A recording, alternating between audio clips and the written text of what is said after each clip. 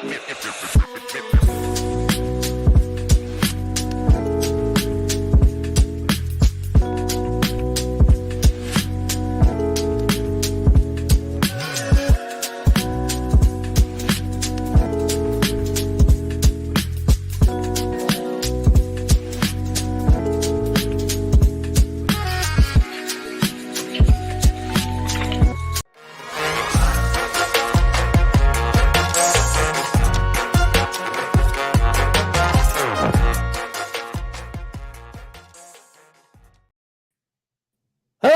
in. It's the PHNX Cardinals podcast, your premier Arizona Cardinal podcast.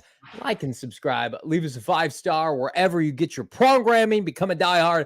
Go PHNX.com. Pick up a free hat and or shirt every single year. You are a diehard. I'm diehard for this man. To my right, he's Bo Brack.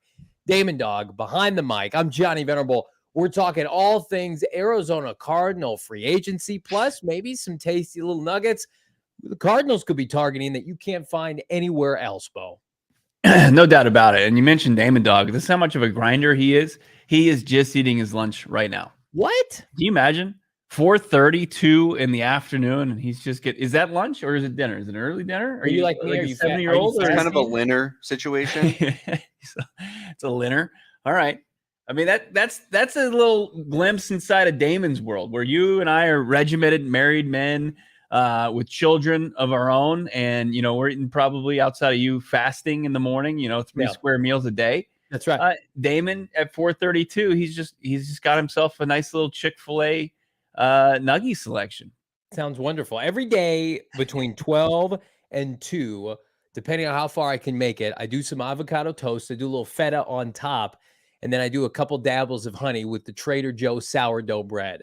I'm eating good, right? And will the Cardinals eat good ahead of NFL free agency? We are just 5 days away from the start of the legal tampering period. We all know the Cardinals, among the rest of the NFL, they're doing their free agency negotiations now. We should have breaking news on Monday throughout the course of next week. We got a couple names to keep an eye on as potentially Cardinals will target at cornerback later in the show. But Bo had a fun little idea at the top of the show. If Bo and I were Monty Ossenford, realistically speaking, who would be our top 3 targets in free agency? A wish list, if you will. And because I'm feeling generous, I'm going to defer to my better half here to get things started. You're so gracious. You're so gracious. I will say, though, your comment, if we were Monty Ossenford and the way that you bullied me last night in the 7-round mock draft, I fear for your Monty Ossenford impression at free agency. I got help him. Hold on. You take over. Yeah, so I am not Monty Ossenford, but here's what I can tell you. I did bully Bo. It's a 7th round mock draft extravaganza yesterday. If you missed it, Bo wanted to take a Rutgers cornerback, and he's sending me a bunch of advanced statistics and metrics today as to why that was the right pick over Xavier Leggett. I will die on this hill. I will never take a Rutgers corner over an SEC wide receiver. Never, ever, ever, even if there's a fire. You cannot convince me to do that. It shamed our mock draft yesterday. Have you recovered? Are you with us now, sir? No, I feel more confident in what I pushed for, and we were kind of left without a cornerback. And that's why, getting back to how gracious you are and me thank you, kind of unveiling my free agent wish list. And that is just 3 names. And I want to be as realistic as possible here. And this is on the heels of the Buffalo Bills and their fire sale today. Or what happened in Buffalo? What looked like a fire sale, but they're parting ways with over the hill, overpriced veterans. So I found it tough to even look at some of those guys and say, there's a Cardinal there. There's a guy that they could kind of kick the tires on. I don't think you're going to see those guys on this list. So without further ado, let's unveil my list. Let's reveal it. I got out the loose leaf paper. I got my number 2 pencil, and I wrote this down like I would send a letter to my mother if I was back in the maybe Civil War days. And I said, dearest mother, I think that the Arizona Cardinals would do themselves a huge service by signing the likes of a Danielle Hunter at the edge position. Now, he's going to command a lofty salary, but man, is he worth it. Man, has he been super productive for the Minnesota Vikings, even dating back to when Jonathan Gannon was on their coaching staff way back when.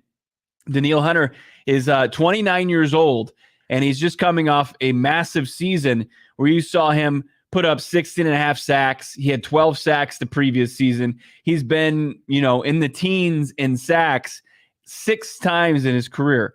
That's unreal. I'm sorry, 5 times in his career. And as far as hurries, he had 55 quarterback hurries last season. Like, he is disruptive. He is making quarterbacks evade the pocket and have to try to make a play off schedule and on the run. And I think Danielle Hunter would be an absolute slam dunk signing for the Arizona Cardinals. Now, if I'm going to use that much money and throw it at the edge position there, Johnny, I've got to be able to save some money at some other needs. And then look at the cornerback room, and I think it's absolutely a place the Arizona Cardinals will look to free agency to at least find one vet. And I like Steven Nelson. He's somebody that I think Jonathan Gannon, in a way, brought up when they were playing the Houston Texans, how much he liked Nelson's game. And I think that he provides a veteran presence, a guy that can get his hands on the football, made some big interceptions for the Texans down the stretch, including their playoff loss. I think Steven Nelson would be a great addition to the defensive secondary. And then I look to the offensive line, where I think the Arizona Cardinals want to shore up that left side. And I look at a guy like Ezra Cleveland, who has, also was in the Minnesota Vikings organization when Drew Petzing was there. He's only 25 years old, and he's played left guard primarily in his career. He finished last season with the Jags, but and he struggled for Jacksonville. But I think he, under the right circumstances, he's got a guy that can trend upwards, and I think you could get him at a decent price, not have to break the bank, on a guy like Robert Hunt or some other top name guards in this free agent class that, you've said it's talented, right? It is. The positions, it's super talented, but I think you could maybe find somebody that's talented and young and about to hit his prime, like Ezra Cleveland, and invest in him now and get him at those prime years. Let me preface this by saying that if the Cardinals came away with a free agent haul like that, I think we'd all be celebrating. I think we'd be applauding Austin Ford. With that being said, like, there's no 3 technique, there's no 5 technique defensive linemen. So in your scenario, you're signing mid to low tier guys, supplementing and then targeting probably the draft at the top of the second round, maybe even pick 27. Is that correct? Yes. Okay. And I have no issue with that. I feel like I'm going to stand. Yes. Yes. Gerard in the chat, both still not convinced interior defensive line is a premium position. He'll never be. Even Jonathan Gannon telling him he's wrong to his face will not convince Bo Brack, which did happen at the NFL Combine. But listen. Hold on. And JG pretty much accused me of gaslighting him during that interview. It's like, don't ask the question that you want the answer. That's right. But as far as, Danielle Hunter, or who you approach, you can't complain about that. What No. do you have? 14 sacks this year? 15 sacks? 16 sacks. Yeah. Unbelievable. It'd be a home. That's a kind of move where you're like, figure out the defensive line later. And you could get creative, because most of your money would be going to him. And Steven Nelson's going to get a nice contract. I sign off on that. It's not my wish list. We don't have any of the same players, but I give you an A-. You go out next week, first day of free agency, and sign Danielle Hunter. Like, this fan base is losing their mind. We're doing emergency podcasts. Things are off to a great start this offseason. Okay. I'll tell you what, it would take maybe even a lesser player. We're firing up emergency podcast for even lesser players. No doubt about it. We're sickos. And just give me a reason to fire up and sound the siren for an emergency podcast, because we're going to do it right here.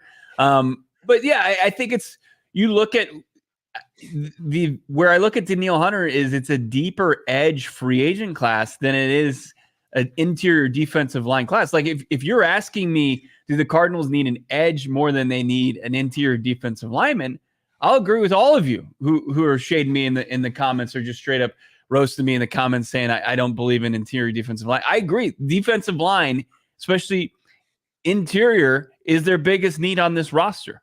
I just think that, you're going to get priced out of Christian Wilkins real quick, and you got to pivot. A lot of people seem to be coming to the reality in terms of the fan base, maybe some media here in Arizona, that the Cardinals aren't going to pursue Christian Wilkins. I don't think it's over until it's over. Until we start hearing more definitive details, like, hey, the Cardinals ought to be doing their homework, and I'm sure they have. Spoiler alert, he's not on my list either. And that's not to say I'm not rooting for it to happen, but when when you're the bell of the ball of free agency at one position, it becomes infinitely harder. Like Justin Madubuike makes it to free agency. It's a different story. You leverage those two players against each other. Chris Jones is an anomaly. That's a honeymoon period with he in Kansas City. Like, no, Cardinals aren't in on Chris Jones. Here are three players I think the Cardinals should be in on. Come hither, Did Brack. somebody in the chat say Danielle Hunter is old and injury prone?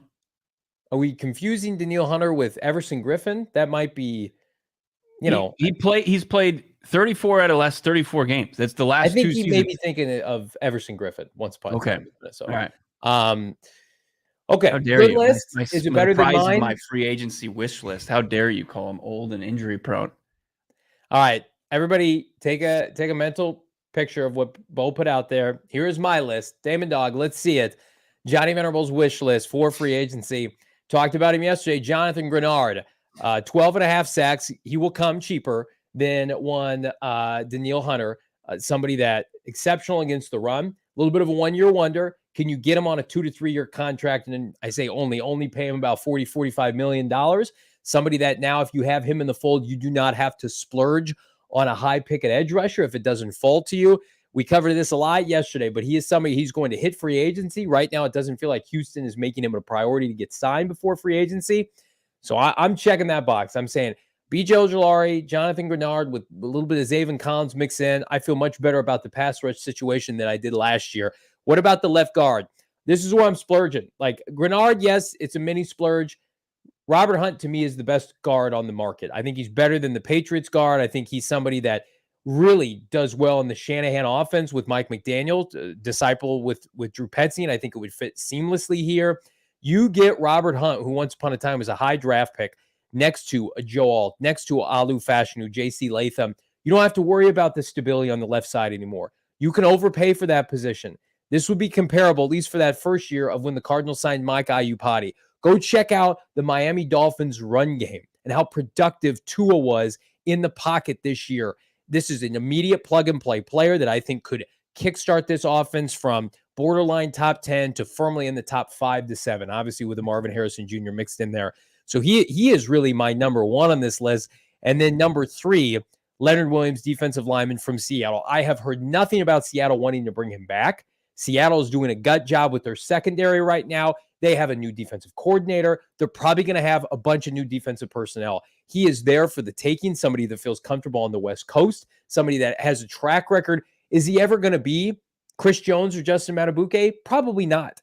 He's a B- to B player every single Sunday, and that's infinitely more than anything that you've had at defensive line. Plus, you can probably swing Leonard Williams on like a 2 to 3 year deal with minimal guarantees. And that's perfect for Leonard Williams, Dante Stills, Jerzon Newton, Darius Robinson, that collection of talent. So what Leonard Williams is designed to do is get me to that next group of guys after we mold them, after we develop them in about 2 years. And you be the bridge to that, the catalyst for that. I think Leonard Williams, I haven't heard one thing about him being connected to the Cardinals. I'm working sources, crickets, but I think it would be a mistake not to at least inquire. Yeah, I think it's a solid list where I kind of broke the bank at the top of my list with a premium edge rusher. You kind of spread the wealth. Like you saved a little bit on your edge. You still got a productive player, Jonathan Grenard. And then you probably overspent a little bit on Robert Hunt, but at a position of need, and then took a little, whatever was left over, and you took it at the biggest need that the Arizona Cardinals have. Because if you do get a Leonard Williams, and as he said, and you supplement him in the draft with, we have our eyes set on a Johnny Newton, and we have our eyes set on a Byron Murphy II. Darius Robinson. Darius Robinson, Chris Jenkins, Devondre Sweat, whoever may be available. If you supplement them with one of those players, your defensive line looks exponentially better. It just does. And Leonard Williams is probably, that tier 2 of, interior defensive lineman for agency. And that's not a slight on him. It's just, Christian Wilkins, it's Chris Jones. It's, and then a little further down is Christian Wilkins. And then just below that is Leonard Williams. But they got to be in on the interior defensive line. Just because it's not noted as my top 3 players on my wish list doesn't mean that they absolutely have to address that position. It's imperative. Yeah. Dale saying I like both hauls. I agree. Like these are both really productive free agency periods for the Cardinals, and we're hoping that they emulate some of that. We've got some insight we want to share on potential cornerback targets that we've heard kind of behind the scenes. But I do want to get to the super chat. Dana Robinson saying JV overdid caffeine in Circle K Polar Pops last time. Is that for the mock draft yesterday? You can never have too much caffeine with my friends at Circle K. First of all, we're responsible, but Circle K, they're always hooking it up with Polar Pops every 6-1 free if you're a part of the inner circle. So don't forget that, Dana. Yeah, it's I'll never forget it. I'm always in the inner circle from here on forward. But a lot of people signed with JV here on this list, and I like splurged a little bit more than Bo, and that's I'm fully aware of that. It did, and some would say maybe you stole Grenard from me. You put your list together separately. Yeah, I mean, I'll full disclosure, I did see your list before. I went to it. And I said, "Oh, you're a good Jonathan Grenard, who identified, probably the first free agent that wish I had for this Cardinals offseason was Jonathan Grenard." DD, but look, that comes off petty. That comes off salty. You're the petty king. You're the petty king. DD, $1.99 super chat. Tune up the band. Remember which podcast told you first that Clayton Tune was going to be their QB2, because there's nothing on the Cardinals, on Jacoby Brissett, on Minshew, of a backup of notes, Tyrod Taylor. None of that's happening. Clayton Tune is going to get every chance to be the backup. He's going to be working with Kyler Murray this spring, minicamp, OTAs. I think he's going to have a huge jump into year 2. They're going to feel really comfortable with him. We talked to some of the coaches at the Combine, some of the offensive coaches for the Arizona Cardinals. The one consistent theme, on top of everything else that we allude to on this show, is Clayton Tune, man, is so well thought of in the locker room. I put this in my article, gophnx.com. Check it out. They knew they threw him to the Wolves that week, the bridge week of the Dobbs to K1. And stats be damned. He showed a lot of people, and we kind of felt this at the time, like the moxie to be able to go out there and just really get your brains beat in by Myles Garrett and to just say, you know what? I'm taking one for the team. I'm fine the next week. Right. I'm going to be able to just to hang my – they understood the assignment, and Clayton Tune especially did. So this franchise, they drafted him. This is not a Keim draft pick. This is an Austin Ford draft pick that went out and outperformed Colt McCoy. Say what you want. He had a better training camp than Colt McCoy. He's going to be their backup next year. Now, my preference would be, though, I don't want to see Clayton Tune doing like the tush push. I hate taking Kyler Murray off the field. I wish we could find an alternative to that. Everything else, though, Tune is good to go. Yeah, it looks like they're going to move forward with the tush push. They don't see any reason to take it out of the game. It might be something that they maybe re-review the rest of the offseason, but it seems like it's here to stay.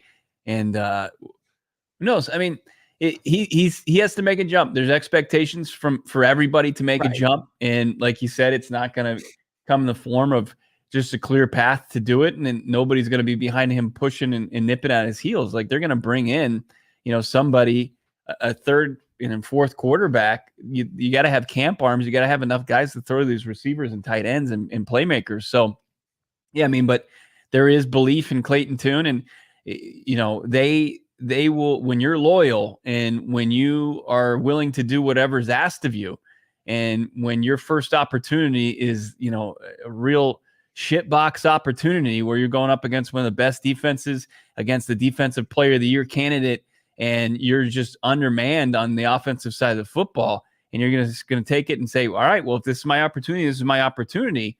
And there's a lot of respect that he earned, since he was drafted in the 5th round ahead of DTR, and has continued to earn throughout his entire tenure so far as a Cardinal, short tenure so far. Dude's friend of the program, $2 super chat. Tune, Bo, shave, stop the salt. What's that mean? Just I was a little salty. That's all I was. Gotcha. I was admittedly salty. I liked our mock draft yesterday. It was good. It's okay. It was okay. I think where it will get stronger is later rounds. We'll have a better idea of where to go, which positions, which prospects. The top of the round, I mean, we've had that dialed in for a while. I mean, the first 4 rounds, that's where the money's made. I mean, I still take Max Melton out of Rutgers over Xavier Legette as your final 3rd round pick. Don't stop. I can't. Joey, $1.99 super chat. Thank you so much, Joey. Really good question here. Zaven Collins or Rondale Moore become early trade candidates. I don't think either has any trade value. can tell you infinitely more that Zaven Collins' place is secure on this roster more than Rondale Moore. Gannon loves Zaven Collins. Zaven Collins is somebody that has ingratiated himself. Not that Rondale Moore hasn't, but I think Zaven's a JG guy at a position that they don't have very much talent at. And he also, whether or not he can fully transfer to the outside linebacker position, become super productive, that remains to be seen. He fits what they want. He's 6'5", 260. Rondale Moore is undersized at a receiving group that preferences and prioritizes guys over 6 foot that are physical, right? And if Greg Dortch is back, and I think he is going to play over Rondale Moore, if he is back, like what does that leave for Rondale Moore? So I don't know if you can get anything for Rondale. I think Rondale, if they draft 2 receivers, how is he on this team? He's a gadget player. I mean, at the end of the day, I think that they'll find a way to utilize him. I mean, they put him in the backfield quite a bit this season, and he didn't question what they were doing. He didn't. He and Zaven, he's a team guy for sure. They fit. That's why they're still around. That's why they didn't go the route of Isaiah Simmons or some of these other guys that were cast off and before the season began, and even when the season marched on. These are guys that have done everything that this coaching staff has asked of them. They've bought in. They continue to have a chip on their shoulder and are willing and open-minded to doing whatever is going to get them an opportunity to continue to play at the NFL level. I mean, I don't think they're naive to the idea like that they have to find a true consistent way to make an impact on a down-to-down basis. Like I think that's what's next for at least Zaven, and then we'll see. Like Trevor Sikkema was joking at the beginning of his NFL Stock Exchange Fix the Cardinals episode. And Rondale Moore was out there running as many routes as anybody in the NFL, but you saw the production was like bottom of the league. It was the worst production he'd ever have in his career. And he was mostly hurt those 2 seasons. Yeah, and those receivers, the underneath stuff goes to the tight ends in this offense. It goes to the backs and the tight ends. Like Elijah Higgins, Trey McBride, James Conner, Michael Carter, like when you're in the middle of the defense, the heart of the defense, your bigger players, your more physical players are going to get targets. Mm-hmm. And then you have your 2 staple outside receivers and Michael Wilson and hopefully Marvin Harrison Jr. Like, where does Rondale Moore play into that? Like, can you justify a roster spot for a guy that you're going to be able to take 1 to 2 deep shots per game with? Now, if it's the Houston game, absolutely, he's worth a roster spot. I think he got screwed in the Pittsburgh game on an egregious holding call that took away another touchdown. So it did feel like, and I'm not the biggest Rondale Moore guy, it did feel like they unlocked something toward the end of the season. So maybe they keep him around through camp, but I'm with Lou T in the chat. Like, I don't think he has any trade value. I think maybe you could trade him during the draft to move up within a round of like the 6th or 7th. Maybe it's a supplemental pick, but the production has just never been there. Plus he's been hurt. Now, to his credit, he did play all 17 games last year. And with Zaven, it's a guy that continues to do everything, and it has the attention of his coaches, and his coaches want him to get better and will do everything within their power to make him a success. That doesn't mean that they're going to pick up his 5th-year option. I think that's not the opportunity for that's come and gone. Like he would have had to probably eclipse double digits. People aren't expecting that, right? And I don't think. Yeah, I absolutely agree with that. But what's when Monty always talks about it, what's you weigh the risk versus the reward, and it's like if you got a guy in your locker room that's willing to do everything, and you're only going to fetch a late day 3 pick, what does it really do for you? Why not just roll the dice and see what the guy can do in the final year of his contract, and maybe you can work. I mean, best case scenario, it turns out to be Hassan Reddick, and he just absolutely balls out. And it's a good problem to have for you this season and a tough problem to have in the offseason. But I think that this team, I really don't see any way that Zaven Collins is dealt. They're not hurting for the money that he's, as a former first rounder, is making. Like, I think he's pretty secure in his roster spot. I look at a guy, and I know it's different because this guy played edge rusher in college, but when the Eagles took Brandon Graham, I think he was a Tennessee defensive end, and he really underperformed for Philadelphia for a long time. And eventually he just became a steady player. He had 1 season, I think, over double-digit sacks, but he just every year they would pay him like between $5 to $10 million, and he was a staple in the locker room, good run defender, and then eventually just got himself to a 6 to 8 sack player. but he was never the guy. Like Hassan Reddick became the guy, and they drafted other players. So, like, I think Zaven has a place on this roster to be a supplemental pass rusher, depth player. Gannon told us at the combine, like, they rotate everybody. Nobody's playing, 100% of the snaps. So he's going to be on the team. I would be shocked if Zaven Collins isn't on this team this year. Mm-hmm. I completely Absolutely agree. shocked. I agree. I mean, they're not paying anybody. You don't stand to save any money if you deal them, and you're just not going to get anything of value. He's more valuable as a Cardinal than he is anywhere else in the league. And that's not me like saying something like profound. Like it's a guy that's a rotational pass rusher, and I think he brings value to the locker room and to the team. Now he's going to have to produce. He really is. Like they're going to upgrade the pass rush this offseason. They are, whether it's through free agency, whether it's through trade or the draft or all the above. And he's going to have to continue to earn his playing time. Just because the organization likes him doesn't mean that he's going to continue to have the role that he did last year, where he was part of a pass rush group. Not. Yeah, a pass rush group that produced one token sack that when you're watching the game, you're like, oh, did they credit that a sack? Oh, okay. And over the last 6 games, that was their only sack over the last 6 games. It's unreal. Aaron cleaning me up. Yeah, Derek Barnett went to Tennessee. Graham went to Michigan. Point still stands. And then we got a couple super chats here. Mike, $2. Thank you so much, Mike. Under the radar signing should be Townsend, the punter. Do the Cardinals feel like they're set at their punter situation, Bo? Yeah, I mean, what you got from Gillikin, and Gillikin had one of the best punting seasons for the Arizona Cardinals of all time. I mean, as far as just net yardage, he was solid as far as, some of the other things that he was asked to do. And I mean, they still haven't brought him back. And I know Gannon was looking at a kind of a scat back holder type at the combine in Johnny Venerable, but outside of that, like we haven't heard much as far as what they would do at the punter position. But I've been moved exclusively to holder. I ran my 40 and Gannon said, how quickly can we get you not moving on the field? Do you have the hands to be a holder? No. And that's a big job. We saw Tony Romo screw that up in a playoff game. I was shocked he didn't trust me with so much responsibility. I just assume just put me on kickoff return and I'll just kind of flail around out there. Joel, $1.99 super chat leads right into our next conversation. Potential Avonte Maddox reunion at the veteran corner. Look at that. Look at that avatar. Oh, we're going to get to a point where everybody in the chat, it's just my dumb faces are avatar. I'm powering through the super chat read. Are you? Yes, I am. We're going to talk for our podcast listeners has Johnny Venerable as his profile picture, but with his Monty bald cap, and he's having the best time in his life. This is when you told me that I'm not effing taking a Rutgers corner over an SEC wide receiver. Let's take more UMass receivers. Let's take Rutgers corners. We're going to talk cornerbacks for the Arizona Cardinals and who I think they're going to target, maybe, hopefully. But hopefully you guys are signed up with BetMGM. If you haven't, what are you waiting for? Bet 5, get 150 instantly. Like this video, by the way. Let's get this puppy to 500 likes here as we're cooking midweek ahead of free agency. You're going to be cooking with our friends at BetMGM. Parlay this action. How about the Suns? White hot after that win last night.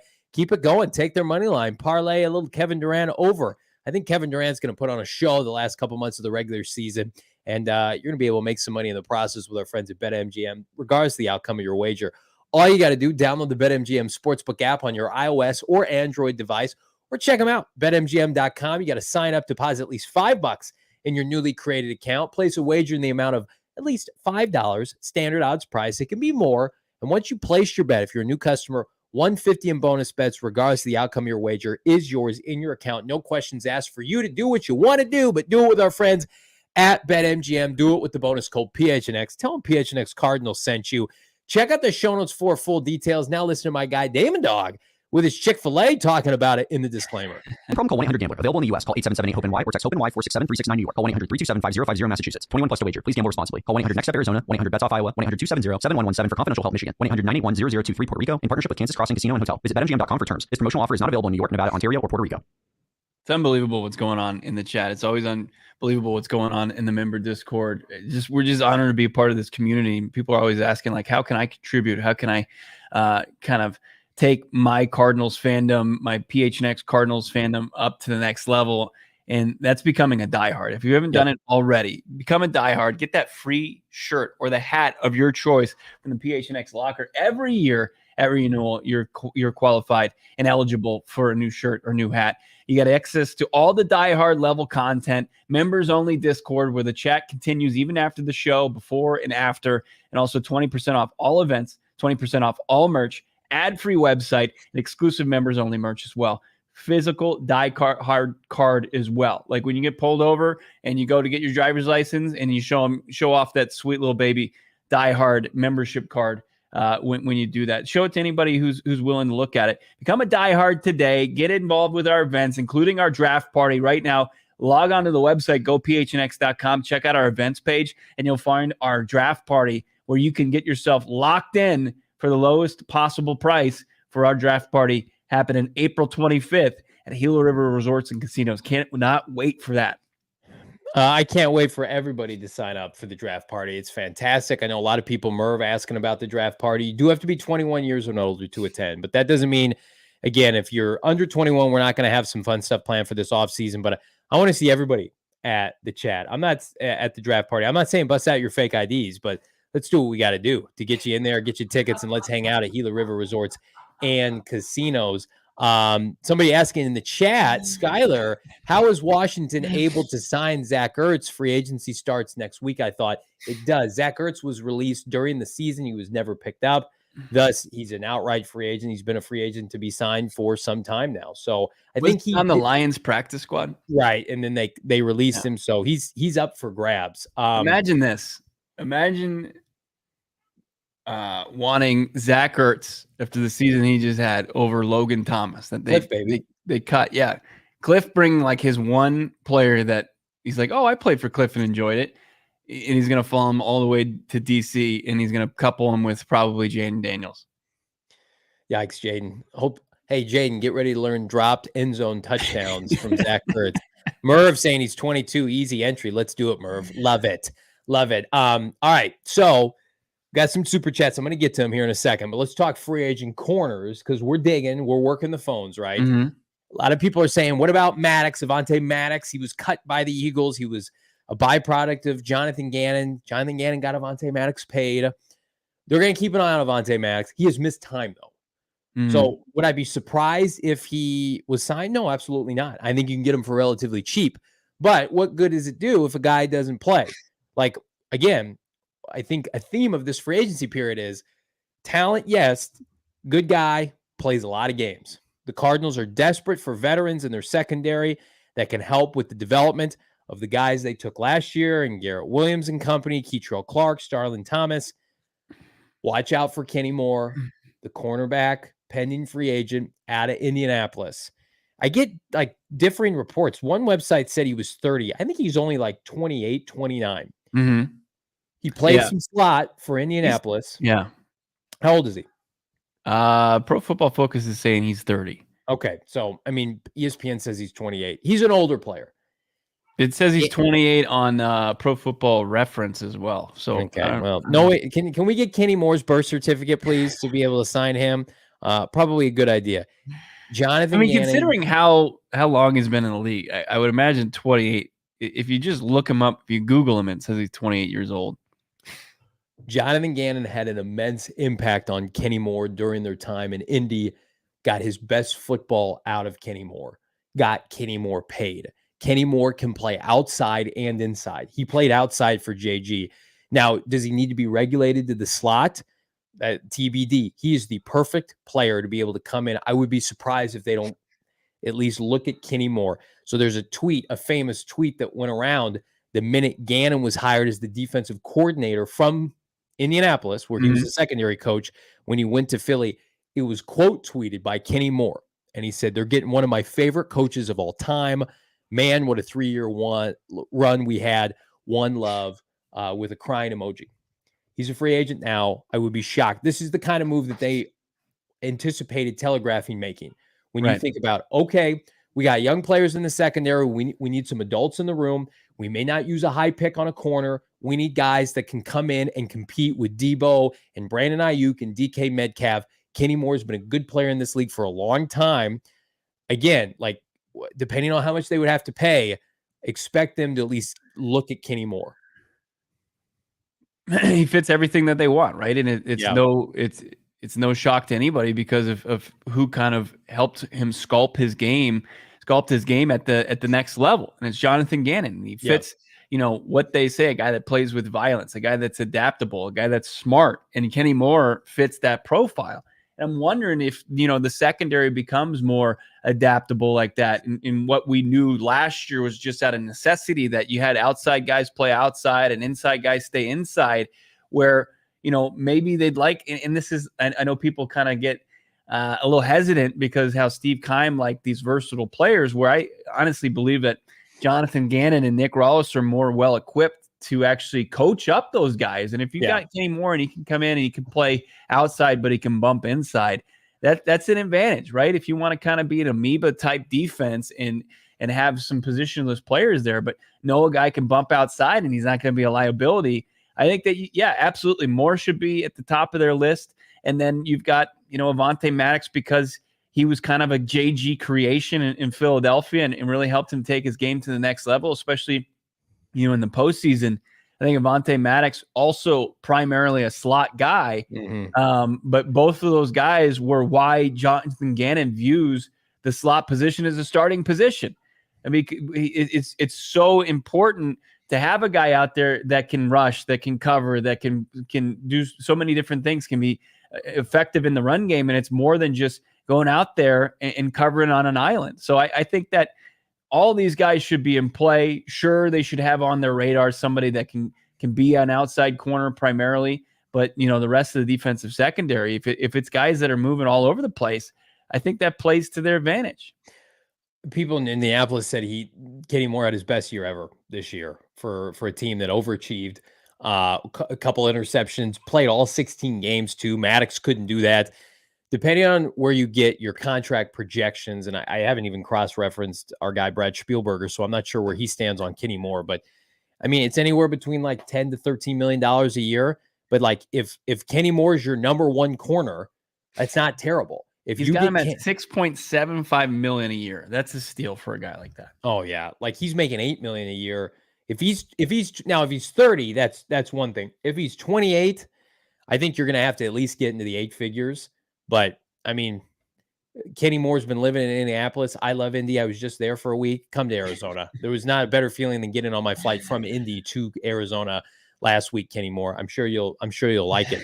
But it's the kind of move they need to make. And I believe that they will look at Kenny Moore to start free agency, because I think if you get Kenny Moore in the fold and you've got Garrett Williams, you probably just need one more corner, a veteran, and then maybe one in the draft, and that's it. You're probably in pretty good shape. And we both know there's a lot of Budda talk in the chat. Like, if Budda plays for the Cardinals this year, I think it's his last year with the team. So if you give Kenny Moore decent money, it's like, okay, Budda's coming off your books in a year, if not maybe sooner, if he takes a pay. I don't know what's going to happen with Budda. But you got safeties being cut left and right around the NFL. We know the Cardinals prioritize corner over safety. Like, Kenny Moore making $8 to $10 million is pretty good for Jonathan Gannon and Monty Ossenford. Yeah, and if you're wondering, what Indianapolis's thoughts are on Kenny Moore, they haven't come out. Like, Chris Ballard spoke at the combine and he said, "I thought Kenny Moore had a really good season. We would like to have him back. We'll see how it plays out in free agency." So it's no way. They're not making a play to keep him, and they're still negotiating. They tagged Michael Pittman Jr. and I think they're trying to extend him, get a lesser cap number on him, and they're going to probably look elsewhere, which plays out well for the Arizona Cardinals if they want to kind of continue to rebuild this defensive secondary. All right, so let's we talked Kenny Moore. Maddox is, I think you get Avonte Maddox on like a 1-year deal. Like, if Avonte Maddox wants to do like a rehab year, is his playing image. Like, I can play all 16, 17 games. He could do that with Jonathan Gannon.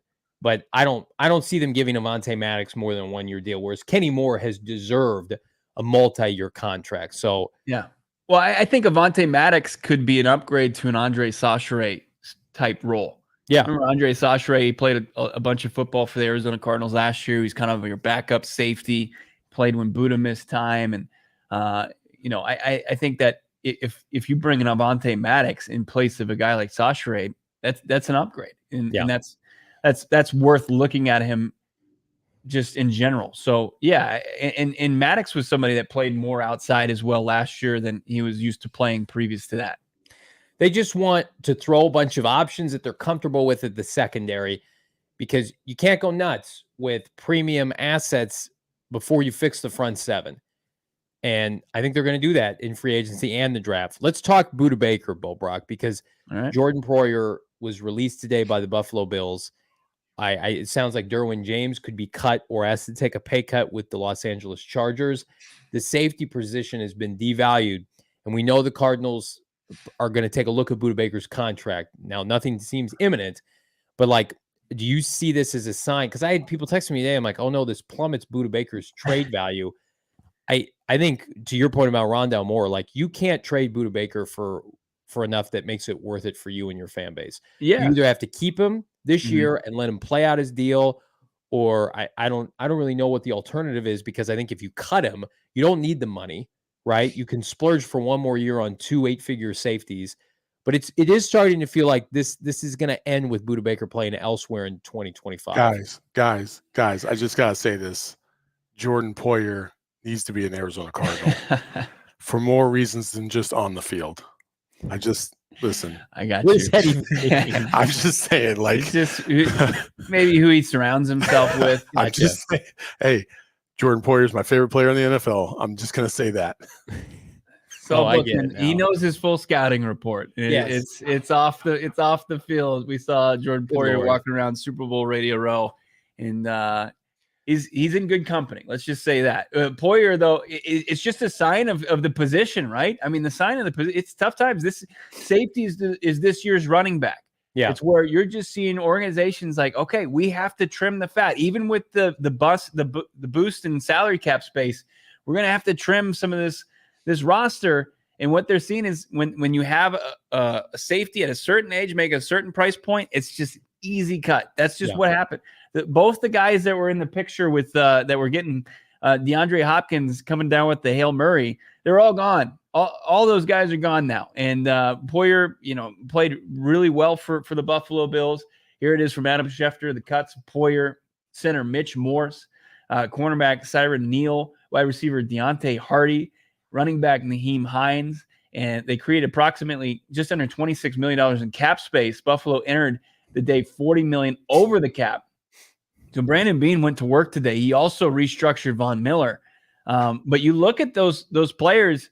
I mean, Buffalo's making the tough, unpopular decision, parting ways with some guys that were some stalwarts and faces of that franchise outside of Josh Allen for a long time and helped them get out of some tough times. But that's what you have to do, especially in a cap league. You can't just be holding on to guys for previous performance, paying big money, and also pay the tab on a quarterback contract like Josh Allen's.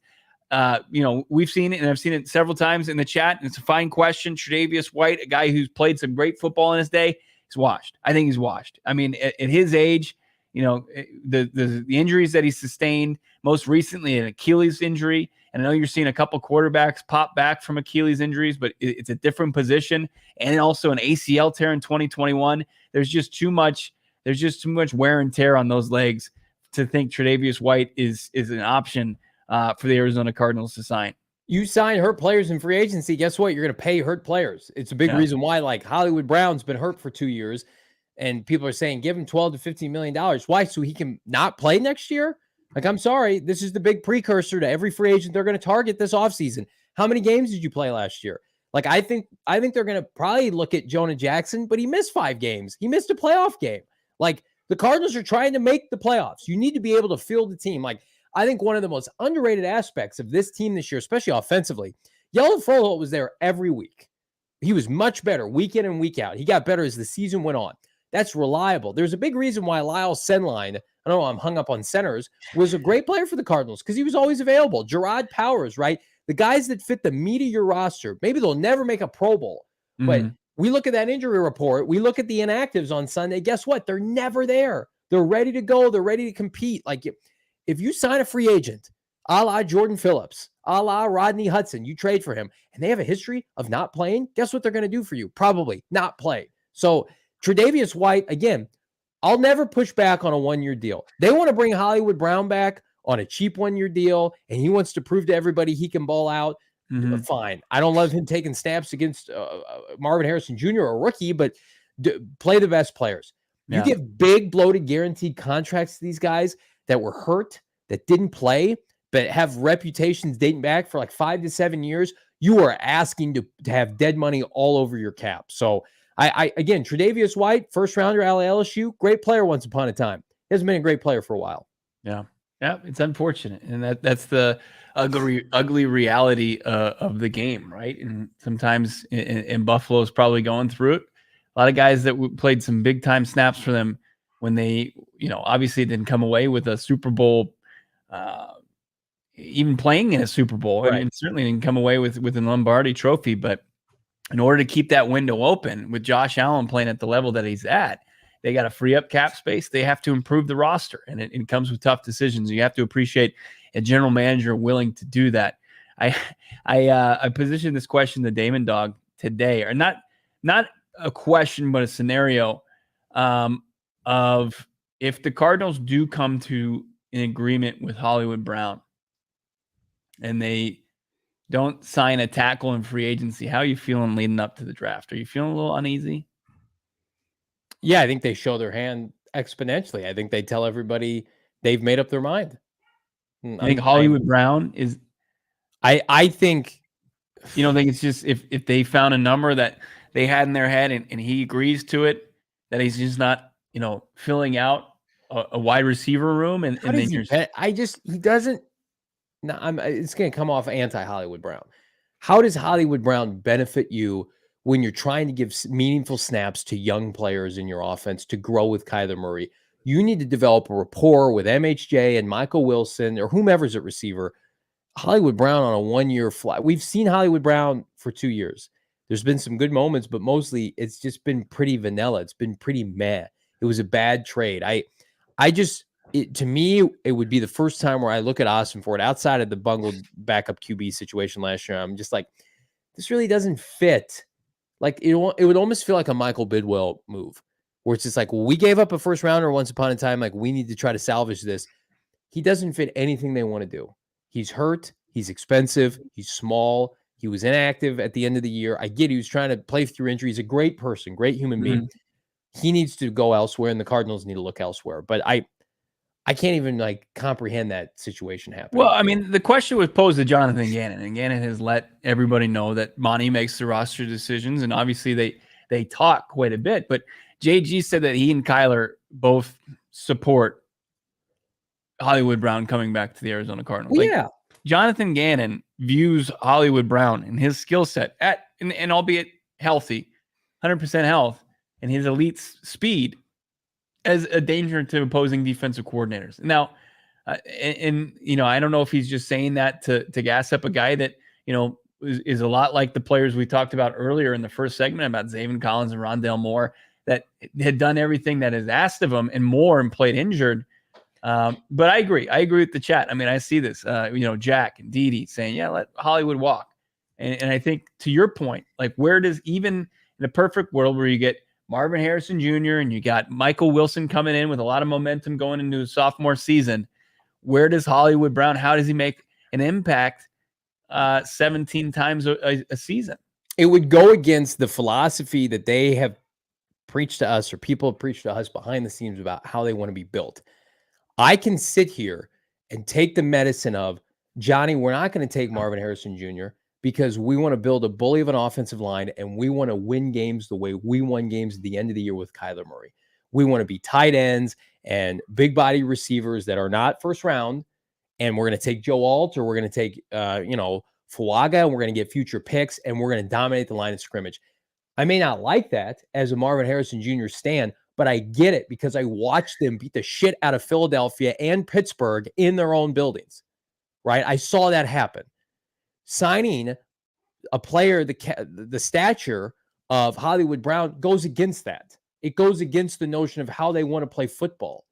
They want to play football with two tight ends and James Conner and mucking it up, making it ugly. Kyler Murray, efficient, intermediate passing game. there was not a point where we thought Kyler Murray and Hollywood Brown were on the same page in this offense. Now, that's not fair. Give them a whole offseason with Drew Petzing. I'm sure it will look better. Yeah. But like, can anybody sit here and tell me that they think Hollywood Brown's going to play 17 games next year? You can't. You just can't. So I don't know. If we have to do an emergency podcast that they sign him to a 1-year deal and that's all he would get from the Cardinals, I will be disappointed in Monty Ossenfort if he eclipses $5 million. But what if he does sign a really team-friendly deal? Are you saying, man, Hollywood's bought in? He just wants to be a part of this. He wants to. I'll applaud Hollywood more than I will Ossenfort.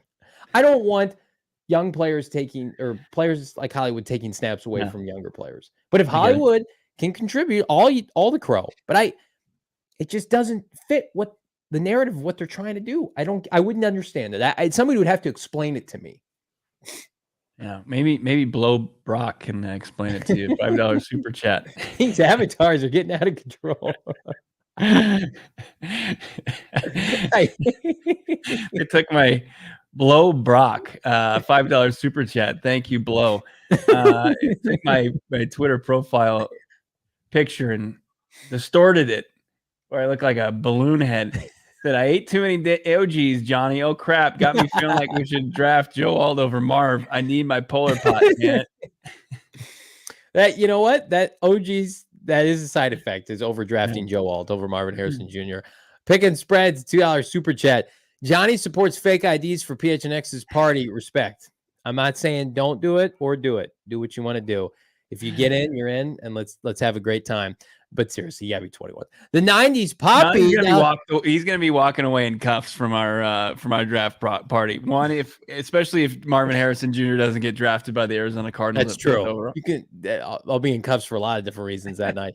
90s Poppy, $1.99. Are we finally gonna mix our red and white unis? It's like the first uni question we got. Remember, we were on the uni beat last year because they didn't sign anybody, and then they finally released the new uniforms.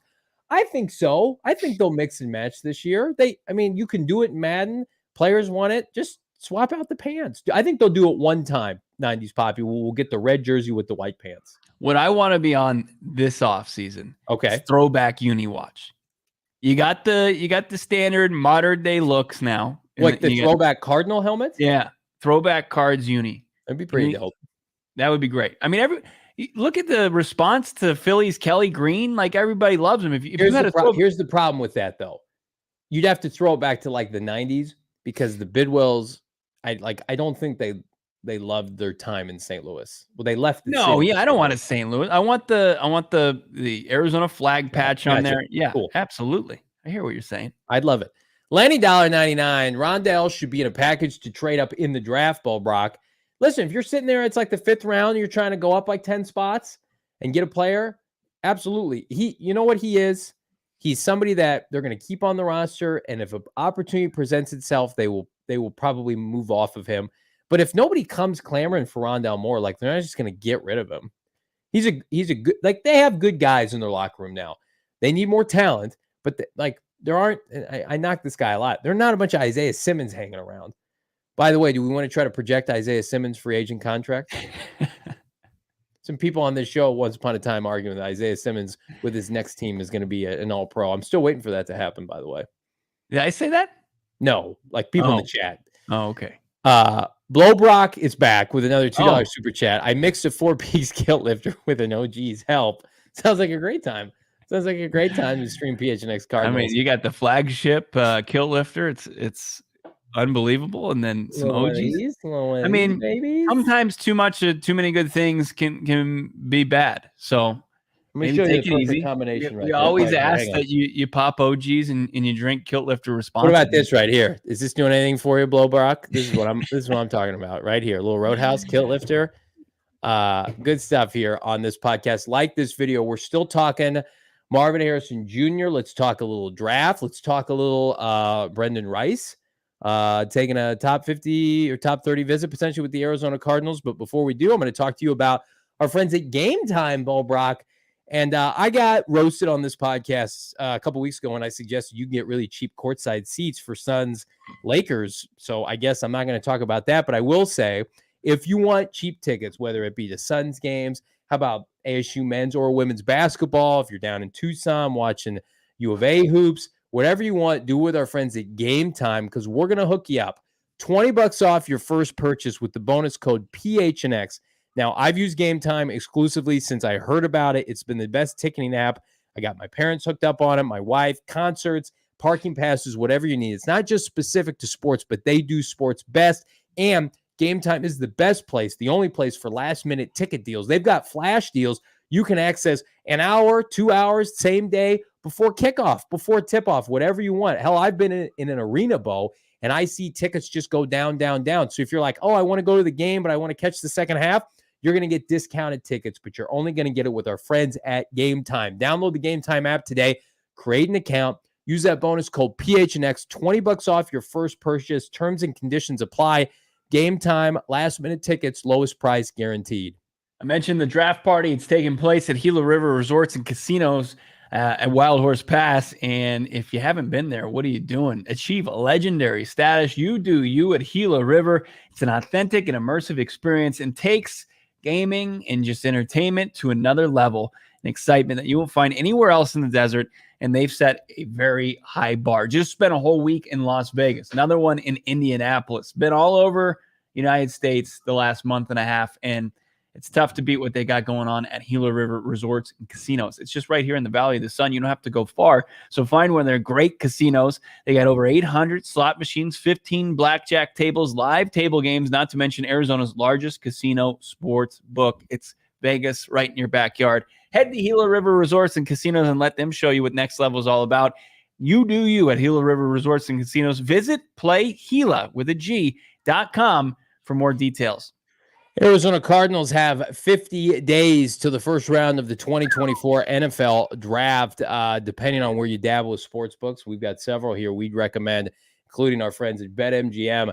Marvin Harrison Jr., the overwhelming favorite to go 4th overall. I still believe that is what's going to happen. I think outside of a really lucrative trade back option for the Cardinals for Drake May or J.J. McCarthy, MHJ will be the pick. However, does that mean the Cardinals will double down, double dip, like our mock draft yesterday, on a receiver? Brenden Rice of USC is scheduled or will take a top 30 visit with the Arizona Cardinals. I think that is a perfect fallback option as a second or third rounder, specifically third rounder, as the Cardinals have 3 picks in the third round. You saw him at the Senior Bowl. Obviously, big shoes to fill with his dad as the GOAT. He had a good combine. I think that's the perfect. You take MHJ 4th. He falls to you in a position of value in the third round, high character guy. What if the Cardinals took 2 legacy prospects in the terms of their dads are in the Hall of Fame? That'd be pretty wild. Yeah, it would. It would be a great kind of people watching, sightseeing at the Arizona Cardinals home games when you look up in a box and there's Marvin Harrison Sr. and Jerry Rice. That'd be pretty awesome. All receiving stats. Maybe let's just throw the GOAT Larry Fitzgerald in there as well. You got 3 guys that are going to be wearing, gold jackets and have a bust in Canton in one box. That'd be fantastic. And here's the thing that Rice had to prove this year that he could play at the next level when he was at USC. He transferred from Colorado. He played his high school ball here locally in Chandler at Hamilton High School. But he's bigger than his dad. He's 6'2", nearly 6'3". And he had to show that he can be physical, right? There was a lot of open, passing lanes for Caleb Williams during his time at USC, and Brenden Rice benefited from that. But could he play against press? Could he go up against physical corners? And I think he certainly showed that. Sure, Quinyon Mitchell had a couple wins on him in the one-on-one matchups, but I think Rice, he answered a lot of questions so far during this pre-draft process, and I think the Cardinals are taking notice, no doubt about it. He fits the type of wide receiver that they want. Like he's built just like a Michael Wilson, but he can play. He's a little bit diverse as far as just like Wilson, where he can what route tree he's going to run. I think that would just continue to reshape the Arizona Cardinals. Now, obviously, you take Marvin Harrison Jr. Way over a guy like Brenden Rice later in the draft, but it's a nice fallback, and I'm glad they're doing their homework on this just in case. Yeah, and I do think, listen, it's an option. If we're sitting there at the end of day one and they haven't taken a wideout, like that's somebody I could see like, okay, maybe a mini trade back from 35 and you get him at the middle of the second round. I don't think that's an overdraft. I think really any point 50, pick 50 and beyond, I would feel comfortable taking him. Why are you making that face? You don't like that value? Well, I mean, that's a tough reality to just kind of wrap my head around. That I'll be doing a show with you, and they still haven't taken a wide receiver. Listen, if they trade Marvin's down at gone elsewhere. 4, that's a possibility. We have to prepare ourselves for that possibility. But if are the you value's prepared? not there, Are you prepared? no, I'm not Mentally? prepared for that. I'm emotionally unstable. I'm a very emotionally unstable normally, and then when the draft rolls around, I'm even worse. But I think, listen, you know how I feel about this. I did it yesterday. You need to take advantage of this wide receiver class in more ways than one. I like Michael Wilson. He missed some time last year. What happens if you take Marvin? Michael Wilson's your 2, and Michael Wilson misses time. You need to have somebody plugged in and ready to go. Like, the beauty of what the Niners do is Debo and Ayuk are ass kickers. Debo misses time. Jawan Jennings was a great value pick, albeit in the 7th round.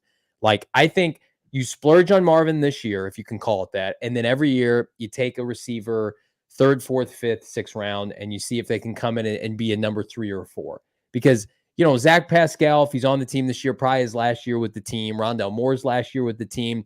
We think Greg Dortch will be on the team, but what's his future beyond this year? Like, you have to build this out the way Drew Petzing and Jonathan Gannon want, with big physical playmakers. And Monty Ossenford, this is your ticket to the big show.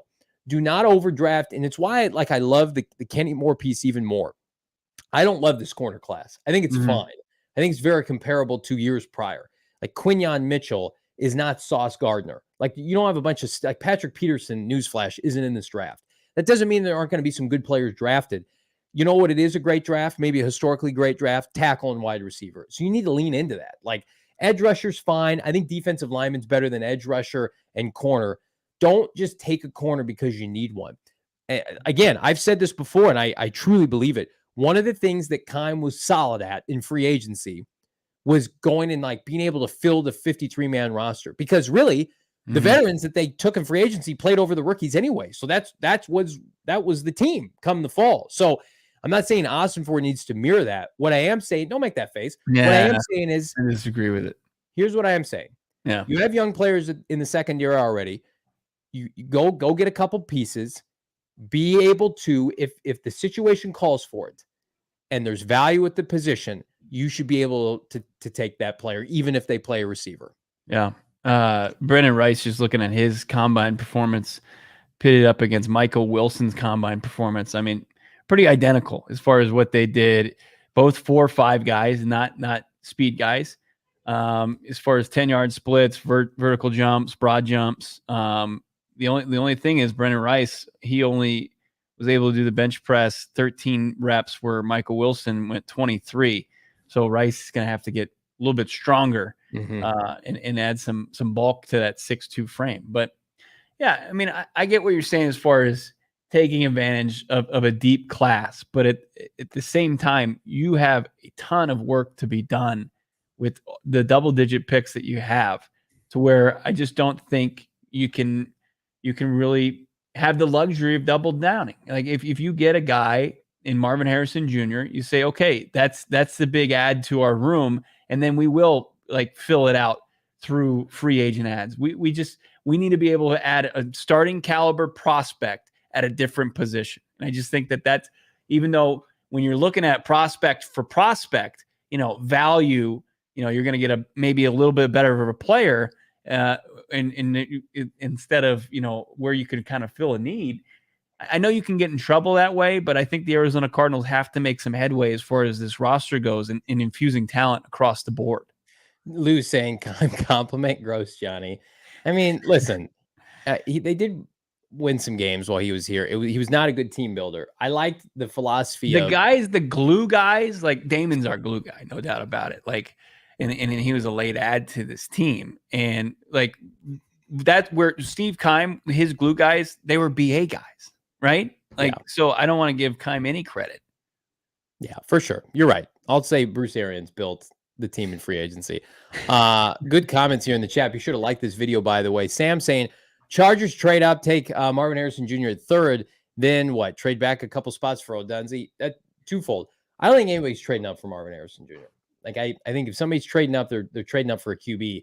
And then if somebody doesn't trade up, then New England the Commanders are taking QBs. Like, don't believe this garbage. The Commanders are trading back. That's not. The Commanders are taking a rookie QB. Their situation calls for it. The Patriots are either trading down or taking a rookie QB. But here's where I'll answer the second part of that, Sam. And I got pushback on Twitter. I'm fine. I'll take the heat. I do not believe right now that the plan is, if they trade down, to take one of these receivers. Number one, I think the receivers could be gone. And number two, I think they would rather have an offensive lineman. I think that Marvin, and we've talked about this, Bo, is a special circumstance where we know he's the number one player on the board. They have him over Malik Neighbors and Rome Odunze. If you can trade back with the Giants, with the Titans, with the Falcons, you're going to take a tackle. You're going to take Joe Alt or Fuago, or if they love Olu Fashanu, I know their preference is Joe Alt, then I don't know who their number two tackle is. I don't think they're going to say, oh, we're just going to take Malik Neighbors now. I think they're going to say, we're going to build the line of scrimmage like we originally planned, because you have a plan in place on how you want to team build the minute you pass on Marvin Harrison Jr. You're not passing on Marvin Harrison Jr. just for extra picks. You're saying taking Marvin goes against how we want to build our team. And the way we want to build is with line of scrimmage play. Now, I think that would be a mistake, but 20-25% chance that happens. So it's going to be for a tackle. Yeah. I mean, that's just what the team building philosophy is for the Arizona Cardinals. They're going to build from the trenches out, and there's one guy they're willing to make an exception for. It's Marvin Harrison Jr. And if Marvin Harrison Jr. unfortunately is off the board, they're not going to say, well, Daniel Jeremiah has, Malik Neighbors or Rome Odunze, or, Lance Zierlein has Malik Neighbors as his best wide receiver. It's not how the Cardinals are approaching. Nobody had Paris over Will Anderson Jr. last year, and the Cardinals were prepared to do that. They did.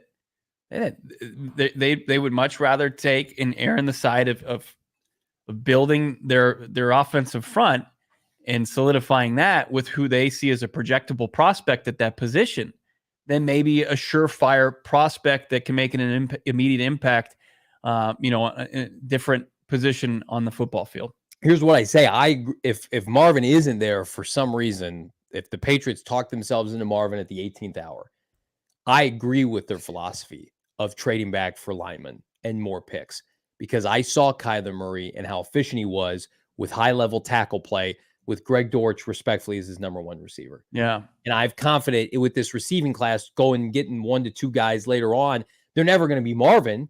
But hey, guess what? My quarterback, who's been injury prone, has a chance now to start all 17 games. And we're going to be able to push around Nick Bosa and Armstead and, God, forbid, Aaron Donald once in a while. So I like that strategy if Marvin's not there.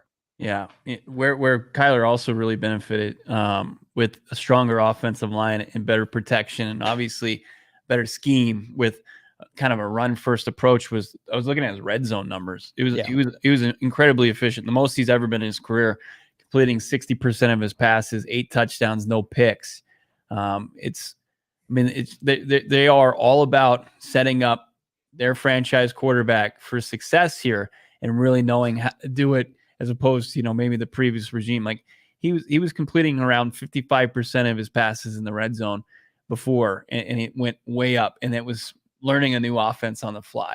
I know we've got one more read here, but I also, in the Die Hard chat, somebody gave me tipped us off in the Die Hard chat about an article what would be the perfect offseason for the Arizona Cardinals, which I wanted to see your thoughts on it. Oh, okay. So we'll do the read, and then you're going to tell me what it is? Yeah, okay. I mean, I'll tell about the AZ Adventure promo going on with the Arizona Lottery. Arizona Lottery continues to crush it on the heels of course, the Christmas scratchers, the holiday scratchers. They've got the AZ Adventure Lottery tickets that give you 3 different ways to win big money: $1 million in cash or travel prizes.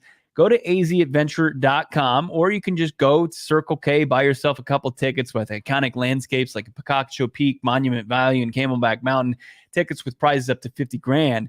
Or you can check in at Geolocated Adventures, 10 destinations across the state, from Flagstaff, Yuma, Tucson, all over the place. And you can maybe enter some tickets online for a chance to win $1 million cash in travel prizes. Go to azadventure.com for more information and how you can take an adventure for a chance to win $1 million cash in Arizona travel prizes. All right, hit me with what somebody is saying the perfect offseason is This is for the what they Arizona Cardinals. deem the perfect offseason. And it was thrown in the chat here by our friend Reezy Baby 2115. Love the Discord, by the way. Love the diehard Discord. That's right. Got it going in there. If you want to join the conversation, got to become an exclusive diehard. But let's see. Okay, so this is from Cody Woodruff, and the website is USA Today. He's got the Arizona Cardinals, 3 free agent signings. Robert Hunt, the guard out of Miami, who you had on your list, correct? I like it. I like this guy already. Bust out of San Francisco, Javon Kinlaw, defensive tackle. So that would be kind of a LJ Collier type move. Yeah, he's solid against the run, but he's also hurt a lot though too. And then a guy that was pointed out by Brad Spielberger today, a versatile defensive lineman from the champion Chiefs, Michael Dana. I don't know if he's had a lot of success getting to the quarterback, being disruptive, plays, third, fourth fiddle on the Chiefs defensive line. So he's a free agent that a lot of people are intrigued by because of his versatility across the defensive line. Now the draft picks go like this, Johnny. This is rounds 1 through 3. And you're going to love this. You actually this might be your pen name. Is Cody Woodruff your pen name? Because this is pretty close. Marvin Harrison Jr. at 4th overall. Kamari Lassiter at 27, which is a little rich. Hold on. No thanks. Devondre Sweat at 35, which is way too early for Devondre. But then Xavier Legette at 66. The top, according to Daniel Jeremiah, the top off-ball linebacker and Junior Colson out of Michigan. No off-balls. And then Bucky Irving, you hate this, Oregon running back who had a tough combine. And then also saying re-sign Hollywood. I don't know why he says re-sign Budda Baker. He's still under contract. And then Jonathan Ledbetter. So it fizzled out. It certainly fizzled out. And I'm sorry to be so disrespectful to say it's your pen name as we made our way through it. You get Marvin and Robert Hunt, you get high marks with me. I don't love the corner from Georgia. Here's what I'll say. I think that free agency is probably somewhat realistic. Like Kinlaw had 3.5 sacks last year, 4 sacks. He missed some time. Like if you told me that's their free agency haul, like I could see that. That's not a great draft. That draft class outside of Marvin's pretty finesse. And Devondre Sweat, I have concerns about his ability to like not put on more weight at the NFL level. I would rather take a guy who is going to fill out than take a guy that I'm going to ask to lose weight. So those are not, and I have no idea if those players are going to bust or not. Number one, if you take an off-ball linebacker with one of these top picks, you should be immediately fired. And I don't love Bucky Irvine. Is he better than Michael Carter Jr.? I don't think so. There's no, like, where's the defensive line help outside of Javon Kinlaw, who is not an every down player? I think better value. I guess Sweat was a defensive lineman, but pass rush has big concerns. Didn't address the tackle position. And I think a lot of people think Humphries is still good to go. You think that's I would the imagine belief? if you asked that writer, he would think Humphries hadn't gotten hurt. Yeah, true. And he's saying re-sign Budda Baker, who's under contract already. There's no way they're going to go a corner with a guy that a prospect tackle on the board. Let me go. I'll push back on Cody. Here's the perfect offseason. Are you ready, Cody? Get your pen and paper out if you're watching the show right now. Okay. Number 1, right. Christian Wilkins comes to the Arizona Cardinals. Number 2, Jonah Jackson signs a team-friendly deal and plays all 16 games next year. Number 3, they get Kenny Moore on a $6 to $8 million 2-year deal. Okay, you're cooking in free agency. 1, 2, 3, and you get Greg Dortch back. That's free agency. Hollywood Brown leaves; he's not coming back. The draft. You get Marvin Harrison Jr. at pick 4. At pick 27, Jerzon Johnny Newton falls to you. At pick 35, you're able to get a tackle. Maybe you trade up and get a J.C. Latham. That's like a Kingsley or somebody. Is that what you're talking about? That's the perfect offseason. Okay. How many times a day you think Johnny thinks about this exact scenario? He just went off the cuff there. I was a little surprised though, Damon. Why didn't he make those 3 guys he mentioned his wish list guys? Well, because I'm trying to be realistic, because I don't think that they're going to do that. I don't if you ask me today, I don't think they're going to sign Christian Wilkins. I would love to be surprised. Yeah, Jack, I agree. And add a Rutgers DB to that fold, then you got something special. Then People you are got a saying special, Jonah Jackson is offseason. mid. He's a good player when he's healthy, but yeah, like can they afford? Can you just go and steal two of Miami's two of their better players, and Robert Hunt and Christian Wilkins, and pay them? You can pay them like a combined $160 million. That's a lot. That's a lot of money to two players that, I mean, Damon, you're a closeted Dolphins fan. Give us the scouting report on Wilkins and Robert Hunt and why that would be a good move for the Cardinals. Well, Christian Wilkins is like an Iron Man of sorts, never gets hurt, doesn't miss snaps for a D tackle, good team leader, good locker room guy. I think, that's the type of defensive lineman that could definitely be like the leader of a group that's really young. And then as far as Robert Hunt, he only got injured for the first time this season, and he's huge. He's like 6'6", and he, is in that zone blocking scheme. So, being that tall and, being able to zone block like that is pretty impressive. And he's a really good guard. Always been steady every year since he's been in the league. They would help both of them. I mean, their defensive and offensive line would get infinitely better. Well, how about this from Googsy? Any scenario where DJ Humphries gets cut, then re-signed. He was on a podcast with Justin Pugh. Pugh's podcast. It was a good listen. He talked like he doesn't foresee not being part of the team. Nice. It'd be great. I just don't know if it really makes sense for the Cardinals business-wise. Like, if they do have something that maybe all parties, and DJ negotiated his last contract, so I'm sure if they're talking to anybody, they're just talking to DJ. Who did he negotiate that contract with? Huh? Oh, Steve Keim. Yeah, when he was giving out but charity look, contracts. If he wants to be a part, obviously he has a strong relationship with JG. It's out at this point. I think it's even out of the organization's hands to an extent, right? Like, it just wouldn't be responsible to let him continue on the roster at that pay, at that wage. It's just he even understands the business side of this. So as somebody who just negotiated in another extension for him, and I think he understands that. If he can come back, I'm sure he wouldn't mind finishing when he started way back when he was drafted by this team in 2015. If he had, let's say, like shattered his kneecap, or he had like the Brock Purdy elbow thing, I think there's a scenario in which they would like wait it out and see if he could come back healthy. He blew out his knee as a 30-plus-year-old tackle at the end of the season. We saw how long it took for Kyler Murray to come back and feel comfortable. Like, it's asking a lot from a big man. I think the most likely scenario is he's released. They give him some money. He rehabs, gets himself healthy, and enters the free agents pool next year. And I think he'll get picked up. But like, it is unfortunate because I think he ingratiated himself with this coaching staff, Bo. Everybody liked him. Everybody assumed he would be back. He played his way into being back, maybe a small pay cut. Now the team's like, shit, we need left tackle because he's not going to be around. He just can't. He's not healthy enough. He can't play. You can't pay a guy who's not going to play for you if you have the option to move off of him. Like, Kyler Murray gets hurt, God forbid, like you're paying him last year because he's Kyler Murray. You want him back. Like, DJ Humphries had 1 year left on his contract for a reason. Yeah. And look, yeah, he earned a lot of fans from the coaching staff, and that goes quite a bit. He's a great pick. Right. And it went into them talking about the future with him in it. But, an unfortunate thing happened with an ACL tear, and then he had an MCL injury where he had to delay surgery. And now he's rehabbing now. But it's great that he wants to finish his career here, but I think a lot of things have to go right for that to happen. And that's just the unfortunate truth about the NFL. Like, it's especially of all the major sports leagues, it's very unusual for somebody to go, wire to wire with the team they were drafted by.